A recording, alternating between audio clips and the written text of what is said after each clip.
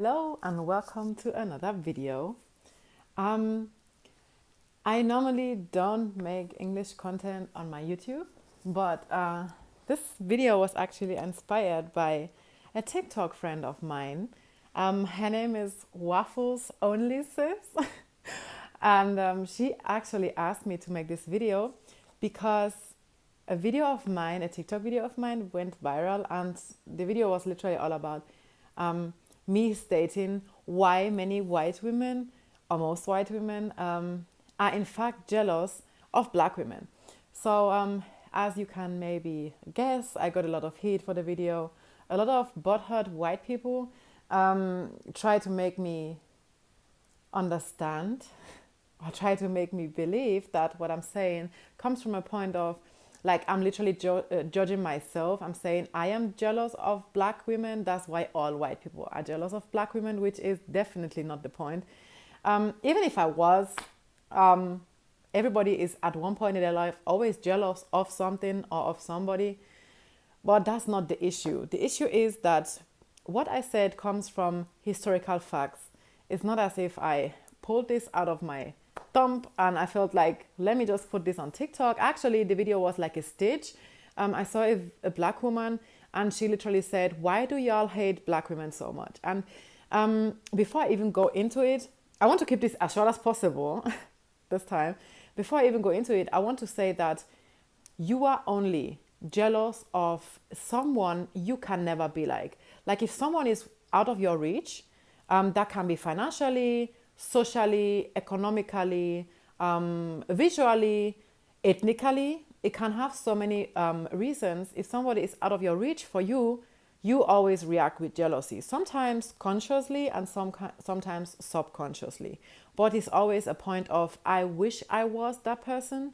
I wish I had that person's money, car, house, face, body, eyes, ears, character, whatever. Jealousy always comes from a point of not being able to be like the person the person in question. Okay, so I actually wrote some things down because, of course, before I made that video, of course, I did my research, and the thing is, starting, for example, with fashion that was very modern in the 1700s. Women used to dress in a way that they used to carry like a pillow. It wasn't technically a pillow, it was like a foam something in their behind to make their butt appear a lot bigger. Now, if we are looking at the physics of a white woman and the physics of a black woman, of course, always under the prescription, under the thought that not every woman is the same. Even different ethnicities have so many shapes, so many skin tones. White isn't white, black isn't black. Other than that, nobody's really black, nobody's really white. I'm speaking from a point that this is common sense. If it isn't to you, please check yourself first before coming for me. That one being said, of course, every woman's physics or every woman's body shape is different, but there are certain features that are attached to certain ethnicities. And of course, black women are known for having beautiful full lips, very sharp facial features. They are known for their jawline, for their nose bones, for the hips of their nose. Is it called hips of the nose? I guess you know what I mean. The sharp eyebrows.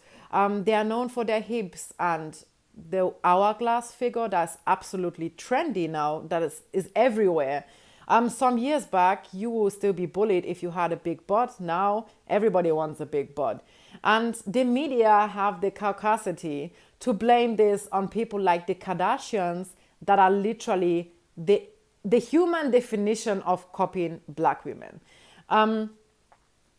It starts not only with the body shape. Is the lip fillers, is the eyebrow lifts. Many of us are getting the face contouring when we are getting injections to make the facial bones sharper that are just not common in our ethnicity. These are things that, of course, there are always exceptions, just like there are black women with small lips, black women with flat butts. Like I said in the beginning, everybody is different. But that notwithstanding, like I said, there are certain features, certain looks that are designed or that are known to be often seen in black women, black people in general. So now, thanks to social media, we have a whole new word for that, which is called blackfishing. That's like, I'm not even going to explain this because I'm not black, obviously, and I'm not in the position of explaining what black people are going through. I'm just speaking from my perspective as a white woman. Blackfishing is exactly what we've been doing since we came to recognize the fact that black women have what we can never achieve naturally, because surgery has just been around for a few years now. So, and it's been hyped and is having a boom in the last maybe like 5 years thereabout. I can't really say because my ass is not, I don't have that kind of beautiful hourglass figure. I'm not even going to lie. If I had the coins, I will go for that because it's absolutely beautiful. Of course, that's jealousy, by the way. We need to redefine what jealousy really is. When I see a woman, I see her and I'm like, I wish I had the money to have this body. Better yet, I wish I was blessed with this body naturally. That's already jealousy. We are seeing jealousy as something that's so negative because most of the time, jealousy is followed by hate. But I can be jealous of somebody and still admire that person and adore that person for that. Still wish I had it. I don't have it. I can still love myself. Man, I'm still beautiful. I love the way I look. I love who I've become. I'm still a work in progress. That doesn't stop me from loving who I am now. That doesn't mean that I cannot look at another woman and be like, damn girl, you're fine. I wish I had your body. That's because I'm apparently okay with myself. So if you're at a point where you're not okay with yourself and you have every reason for in your own thinking, you have a reason to be hating on other people because you're so desperately not comfortable in your skin, it's your problem, not theirs. Check yourself. So then another thing is that not only the copying, it is the social safety and social standard we enjoy for appropriating black cultures. That starts with the hair. I have years back, before I came to realize that it's wrong, I used to wear braids, even here in Germany. I still do wear braids whenever we travel to Nigeria for the plain fact that it is part of their culture, my husband's culture, to have your hair braided during Christmas, and I'm the only white woman in the family. I can never ever be this disrespectful and be like, no, I'm not going to do that. It's part of the family, so I'm doing it when I'm in that environment, not when I'm here. However, years back, I used to do it. I always got compliments for my hair from black people, from white people. I have so many black women as friends, and I know what they go through. I know the discrimination they face because of if they carry their natural hair, if they have their hair braided. The only time when they are accepted in society, and I mean like absolutely accepted to an extent that they can be tolerated. Notice tolerance is an acceptance, and both of them don't mean that they are valued and that they are appreciated. Those are different adjectives altogether. So black women wear their braids is a problem. They wear their afro, it's a problem. They don't get jobs, they don't get apartments, they don't even get simple human rights because of their identity. But if we go and wear braids or wear native African clothes, if we go and have an aggressive tan, we are never going to be questioned. That's white privilege. And that's why we can freely copy black women for everything they naturally are and reap benefits and even get praised on top of what another person's discrimination is all about. So how can we comfortably sit and be like, I'm wearing braids because it's only hair? No, it's not only hair. It's another person's daily struggle because it's their culture and they're not free to express it. Meanwhile, you, Karen, and you, Becky, you go out, wear the braids, get praises, and absolutely do nothing against the discrimination black women go through.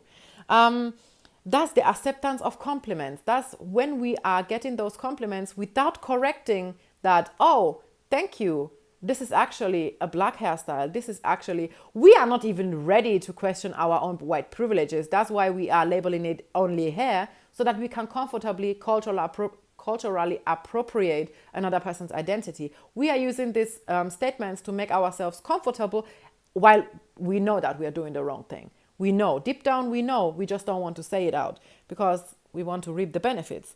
That's a very, very current example is actually the Snuggly baby carrier. If you're done with this video and you have gotten to this point, why don't you Google what Google tells you about the snuggly baby carrier. That was loud, apparently.